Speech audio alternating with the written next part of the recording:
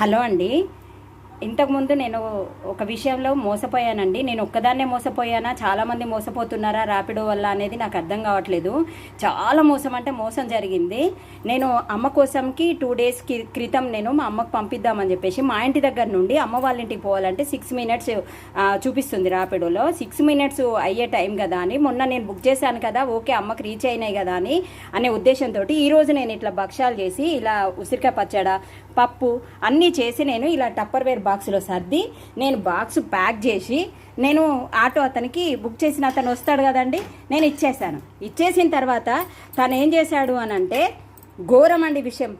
6 నిమిషాలలో పోయి రీచ్ అయ్యేదానికి అరగంట అయినా నన్ను లైన్లోనే ఉంచుకుంటూ మీ అడ్రస్ దొరుకుతలేదు, నేను ఇంకో దగ్గర పోయినా ఇంకో దగ్గర నేను చెప్తూనే ఉన్నా, మా ఇంటి అడ్రస్ చెప్తూనే ఉన్నా, వే చెప్తూనే ఉన్నా, రైట్ సైడ్ చెప్తున్నా, లెఫ్ట్ సైడ్ చెప్తున్నా, ఎన్ని చెప్పినా కూడా తను అరగంట సేపు నాతో లైన్లో వండుకుంటేనే మళ్ళీ ఇల్లు దొరకలేదని చెప్పేసి అమ్మాయి ఇగో ఈ నెంబర్కి ఫోన్పే చేయండి అని వేరే నెంబర్ చెప్పిండు, అది కట్ చేసిండు.